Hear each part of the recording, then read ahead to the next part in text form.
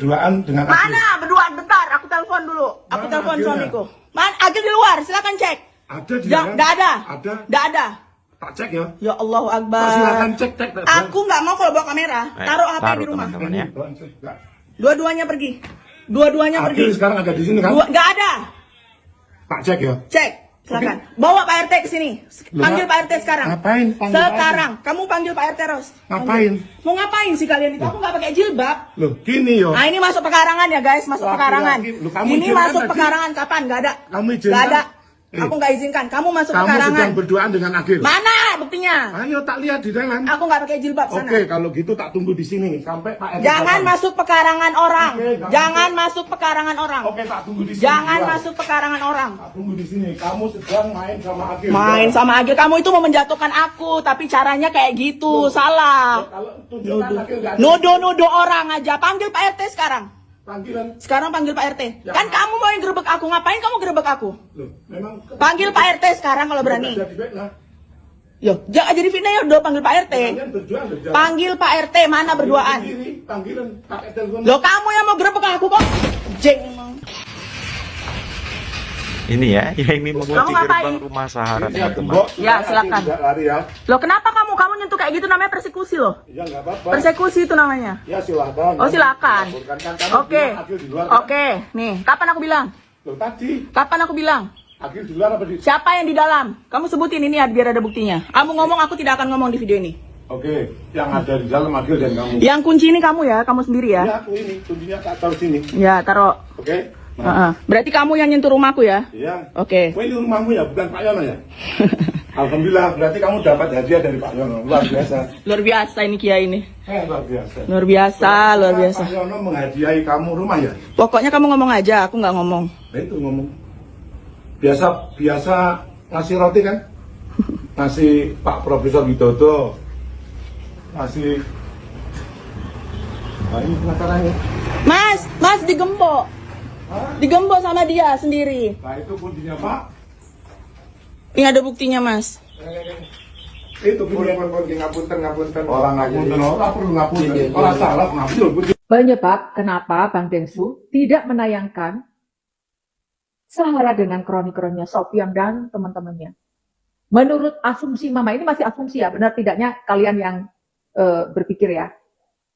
Menurut Mama, Bang Densu itu mungkin aja melihat Sahara sudah memutar balik fakta dan berusaha menggiring opini, sedangkan bukti yang sudah dipegang oleh Densu itu jelas berbalik. Nah di sini ya, kalau mengundang tamu di dalam acara Densu, pasti Bang Densu sudah mengumpulkan bukti dan informasi yang akurat dari timnya. Dia akan mencari bukti dari medsos, dari mana-mana, dari orang-orang, supaya Bang Densu sudah menguasai masalahnya, sudah bisa memberikan jawaban dan memberikan pertanyaan. Itu fungsinya, informasi sebelum datang tamu sudah dipegang. Nah mungkin di sini dari sudah melihat jelas apa yang dibicarakan Sahara itu mutar balik fakta. Ingat tidak kalian kasusnya Aku Sedih ya? Aku Sedih itu sudah ditolong oleh Teh Novi, sudah ditolong oleh Bang Densu, tapi apa? Malah jadi bumerang, malah ngadu domba Teh Novi dengan Bang Densu. Bukannya malah menjadi tenang, malah menambah masalah baru. Nah, hal seperti itulah yang ditakutkan oleh Bang Densu. Mungkin ya, mungkin ada pertimbangan-pertimbangan lainnya dari Bang Densu, kita tidak tahu ya. Dan mungkin juga Bang Densu itu tidak enak hati mau bilang, kamu nggak kutayangkan karena kamu begini-begini, kamu seperti ini, kamu nggak mungkin toh, nggak sopan kan, ya kan? Mau ditayangkan atau enggak, itu kan lebih enak kan? Karena di sini tahu sendiri pendukungnya Sahara itu sama. Nah ini ingat lagi ya teman-teman Sahara, kalian tahu kan? Temannya toksik semua. Coba cara bicaranya, merendahkan orang, ngomongnya kasar, ya sama. Jadi orang NPD itu, orang toksik, orang yang punya energi negatif itu menular. Makanya kalian hati-hati. Ingat ya, orang seperti ini, lek ditolong mentung itu sudah pasti. Ingat ya teman-teman, jangan punya teman seperti ini. Yuk, salam sehat. Luar biasa, Bang Jeki. Kalau misalnya ini pun nanti terkuak faktanya, saya rasa publik juga bisa mempelajari lah bahwa kemudian tadi yang dibilang kebenaran itu akan selalu tidak akan pernah sempurna untuk ditutupi. Iya, betul. Kalaupun misalnya ternyata kebenaran yang kita anggap benar itu tidak terbukti, bagaimana Bang Jeki? Saya bisa berjamin bahwa Allah itu maha adil, Mas. Oke, ya kalau di konteks itu ya. Tapi Iya. kan kita berbicara di misalnya meja hijau nih. Iya. Ya kan kita buktikan. Kita buktikan. Oke. Kita buktikan bahwa bukti itu ada. Dan mohon maaf, ini saya ceritanya. Iya. Awalnya ketua-ketua saya itu meminta saya untuk menarik diri. Iya. Karena Ansor yang sedemikian rupa dibully. Karena saya merasa bahwa saya berangkat dari Ansor yang sebagai bentuk pengabdian, saya tolak. Dan bahkan saya katakan, kalau saya disuruh berhenti saat ini, saya nggak mau. Saya akan tetap lanjut. Kalaupun toh resiko terberatnya saya harus dikeluarkan dari Ansor, saya terima. Saya terima. Saya pertegas itu. Oke. Bahkan kalaupun toh saya diminta pertanggungjawaban di depan pimpinan GP Ansor, bahkan di PBNU, saya siap. Kalau strategi sudah kita siapkan, dan saya menikmati irama dari pertarungan hukum hari ini ya, saya sangat menikmati, saya nyuantai. Jadi saya sangat menikmati. Ya kemarin saya baru keluarkan 1 peluru, Mas. Masih ada peluru saya berbicara undang-undang ITE aja, baru saya tembakkan ke Sahara. Ini persiapan peluru yang selanjutnya di minggu depan kita luncurkan kepada teman-temannya Sahara yang ikut melakukan persekusi kepada klien saya. Ini minggu depan kita luncurkan. Berarti akan membalik laporkan atau seperti apa, Bang? Enggak, kita yang kemarin kan baru Undang-undang objek hukumnya yang kita laporkan Sahara. Ini ada lain. Oh, yang lainnya. Aktor yang lain ini yang kemarin ikut melakukan tindakan-tindakan yang bertentangan dengan hukum kepada klien saya. Ini persekusinya itu sudah parah itu. Oke.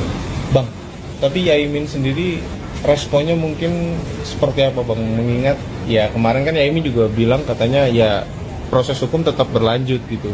Dan ini akan dilaporkan lagi, mungkin sudah ada obrolan itu kah Bang sama Yaimin sendiri? Terkait dengan jalur hukum, dari klien saya itu memasrahkan kepada saya. Entah saya mau melakukan tindakan hukum apa, tapi saya tetap berkoordinasi dengan beliau. Jadi Pak Kiai ini, dia memaafkan, tapi tidak melupakan. Jadi memaafkan, tapi tidak melupakan. Jadi untuk itu, karena ini ada serangkaian tindakan yang itu sudah bertentangan dengan hukum di Indonesia, kita harus menegakkan. Oke, Bang. Menghormati yang tua, bahkan dengan cara-cara yang diperlihatkan dalam video itu sudah sangat berlebihan dan itu tidak boleh. Ya ampun. Definisi orang kalau di rumah nggak ada kaca ya kayak gitu ya. Sok-sok ngomong bijak, tapi kenyataannya nih, lihat nih, ini lihat. Kamu sudah tahu Sahara ini salah, Sahara tidak beradab, Sahara kasar, tidak menghormati orang tua. Lalu kenapa kamu masih membelanya? Terus dia mencoba melakukan penggiringan opini ya guys tentang Yaimin. Ya kalau gue nanggepinnya sih ya mbak ya, maaf aja ya mbak, sorry aja, I'm sorry to say ya. Agak Inggris-Inggrisan dikit biar ngimbangin elu yang IQ-nya yang segini nih, apa pinternya yang segini nih, kalau gue mah segini.